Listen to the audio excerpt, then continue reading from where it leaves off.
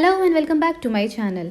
तो everyday cooking series की third recipe है aloo dhania and this one is also made by my mom and very easy and quick recipe है। इससे पहले भी 2 रेसिपीज़ शेयर कर चुकी हूँ, वो आपको नीचे लिंक मिल जाएगा।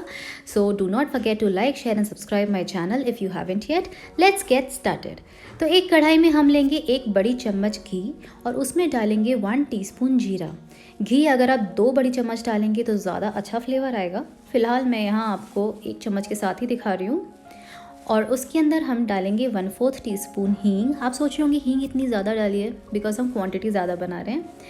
तो 1.5 टेबलस्पून डालेंगे धनिया पाउडर, इसमें अच्छा फ्लेवर है धनिया पाउडर का।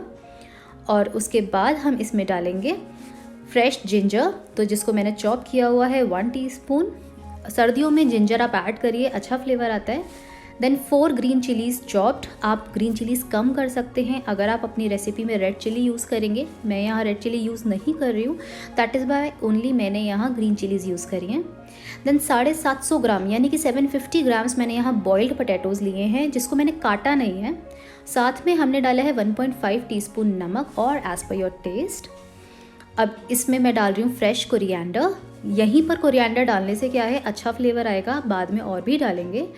एंड इनको हमें अच्छे से सौते करना है फॉर 3-4 मिनट्स, अच्छे से भूनना है। आलूओं को आपको मैश भी नहीं करना है और काटना भी नहीं है, इस तरीके से फुटेमा आलू जिसे कहते हैं वो करना है। इससे क्या होता है ना, कुछ पीसेस बड़े होते हैं, कुछ थोड़े से मैश्ड होते हैं, तो बड़ा अमेजिंग मसाला प्रिपेयर हो जाता है इस आलू का। और इस तरीके से ब्राउनिंग आ जाए, मतलब समझ लीजिए कि मीडियम फ्लेम पर आपको ये करना है। सबसे लास्ट में हम इसमें डालेंगे नींबू या फिर अमचूर, तो वो आपकी चॉइस है। एंड देन बहुत सारा धनिया एंड योर सब्ज़ी इज़ रेडी, सर्व हॉट। ये परफेक्ट टिफ़िन रेसिपी है, मतलब बच्चों को स्कूल के टिफ़िन में दीजिए पराठे के साथ। मतलब मेरा बचपन तो लिटरली इसी सब्ज़ी और पराठे के साथ निकला है। So I just love this recipe. Do try this and do not forget to share your feedback with me.